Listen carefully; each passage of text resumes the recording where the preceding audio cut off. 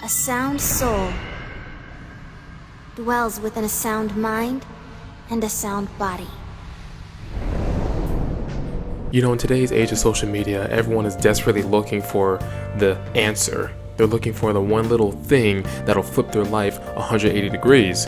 Just so you know, it's 6:45 in the morning, so I'm talking low. We're trying to create like a life that is super exciting and fulfilling for us. And the problem is, a lot of people are trying to find this life outside of themselves. How often do you hear people say that they want to become successful by getting a whole lot of money, or maybe getting a whole lot of women, or maybe buying some cool cars, clothes, electronics, the new PS5 or whatever. They're looking for this validation outside of themselves.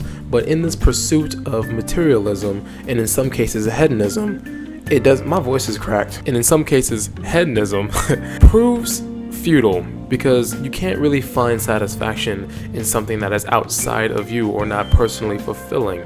And in today's video, I want to explain to you a small little trick you can use to instantly improve the quality of your life. I've spoken a lot in the past about who I used to be, and I'm going to keep reiterating that because I feel like it relates to a lot of people. But when I was much younger, and I was around 18, 19 years old, I was kind of a shithead. Not gonna lie, I was a little bit of an asshole. I felt entitled. I felt entitled to things that I wanted. So let's say, for example, when I wasn't in the best shape, I still felt entitled to women.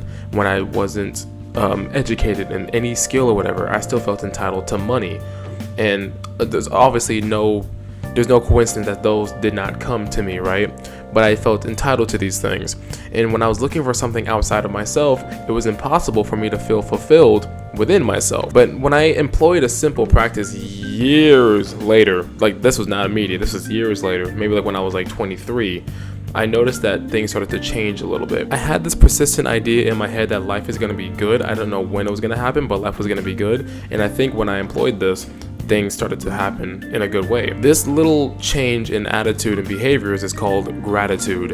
It's not super sexy, and it's not something that everyone really talks about, but it's honestly the formula for happiness. Like I can't express that enough. Gratitude is essentially just expressing love and contentment and fulfillment with the things that you have already, instead of yearning for things that you don't have. So instead of saying, I wish I had this much money, you can say, I'm grateful that I do have this much money in my bank account, even if it's $3, bro. Like, you still have to be grateful for what you do have, because that can get taken away just as easily. Let's say, for example, if you're not dating anybody, instead of saying, I wish I had more people, you could say, I'm actually glad that I'm getting the opportunity to learn myself. These are things that people don't necessarily pay attention to, because they are so focused on getting what they don't have, they forget what they do have. And when you forget what you do have, the universe will hear you and they say, oh, you don't like this that I gave? You don't like this thing that I gave to you? Yoink, I'm gonna take this away. Now let me give you an example of some gratitude that I would usually express, okay? And it could be the smallest thing. So for example, I'm grateful for this tube of Carmex. You see this? You know why? Because your boy's lips be cracked. But this, the couple applications, I feel much better. And that's why I feel a lot happier than I've ever have in my life, because I'm really being grateful for the smallest, stupidest things. I'm also more mindful of like the food that I'm eating. Like if I'm eating a certain food, I'm like, yo, this is hella tasty. Now, actually, I went out to eat a couple times because I'm like testing out the different areas of food in this city, and I'll put up a couple pictures. But they were hella tasty. I loved it a lot. I'm like, I'm really grateful that I get the opportunity to eat this. And then something else happens, and then something else happens, all because I'm grateful for what I have right now. And this is like me living in the present and not worrying so much about the future. Of course, I'm working towards a better future. I always will.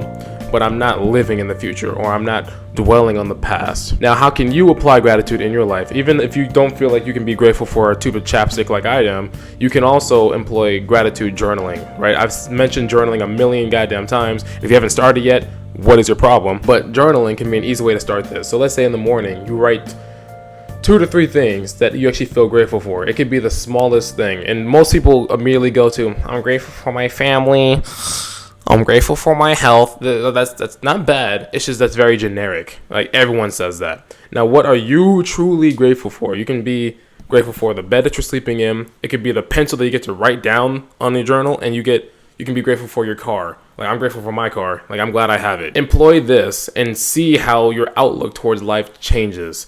Like, you won't be so hung up on what you don't have. You're just happy with what you do have, and then what you don't have comes into your life, and then you're even more happy with what you do have. You know what I mean? It's like a upward slope.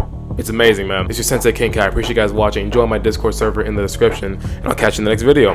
Deuces.